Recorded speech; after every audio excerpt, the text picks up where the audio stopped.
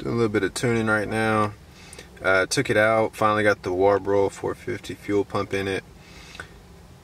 So with that in, finally I'm able to make a few adjustments. Finally got the fuel in right, so it turns out the Aeromotive 340 fuel pump just wasn't enough. It wasn't able to supply enough fuel to the power that I'm making now.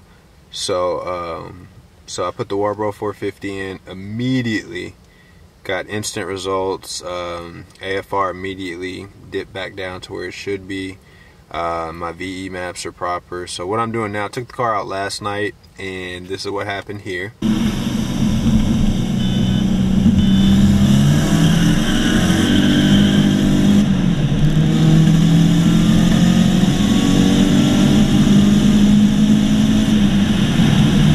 Yeah, and after that, and that was just on, you know, my first bin after putting the new fuel pump, running a little rich than I want it to be, and also I was still tuning the wastegate. Put a different spring in it, so I kind of went to that meet last minute. Was supposed to race a Hellcat, but ended up showing up a little bit late, so I didn't come across the Hellcat. But we're probably gonna end up running sometime this week, maybe Thursday night, possibly, something like that. And if anything, they might be willing to just meet me up one-on-one, and we just go handle our business real quick, get a quick 60 roll in, like 60 to 140, 150, something like that. This new bin here, I'm leaning it out, pulling a little bit of fuel out, a wide open throttle. I like to aim on E85 for about a 12 to 12.5. Anything like that is good. And you know, you just kind of find what works for the car, what the car likes. On the Evo, that I run right at 12 AFR. It's also on E85, and amazing results with that. So yeah, I think I'm you know, even that clip you just saw, that was running really rich. That was running like a 10.8 all the way through. So it felt kind of heavy. I don't know how else to explain it, but it was heavy. And the way that it felt wasn't as peppy as it usually is when it's a little bit leaner.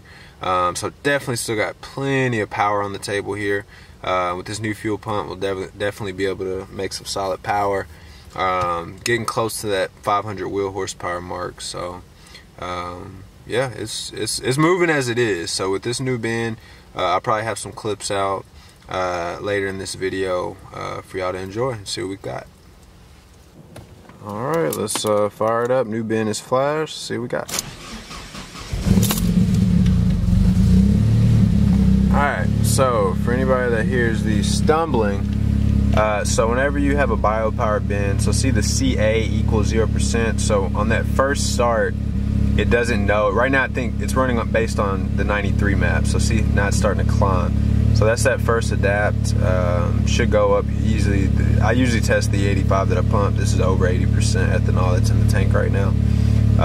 So that should climb all the way easily up to 80+%. And you can already hear the you know, engine smoothing out the higher it climbs. AFRs are going to drop, you know, to proper. So you could. It's funny how you can just watch it get lower and lower and lower as it picks up the ethanol content. Really cool how Saab has that from the factory. Literally just a bin is needed, where some cars, like even my Evo doesn't have that, you know.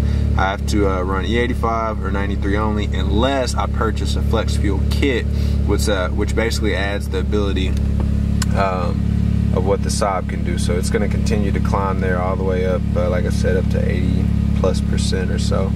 And then we'll be good for a few test hits, see how she goes.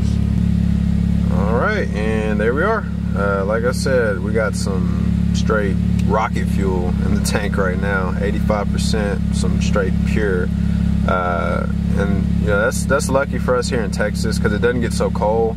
You hear a lot of people say, oh, the winter blends and things like that. I've been on E85 for years now, and I've never seen it dip below certain stations. At least I go to certain stations and it's always 80+% year round. But yeah, there are some stations that are kind of crappy, like Stripes. I know it's kind of trash, but yeah, so we're 85%. I just got to drive it now, get that second adapt set in, which will also be somewhere north of 80% easily, and do a little bit of testing, take some logs on this bin, and see how she goes.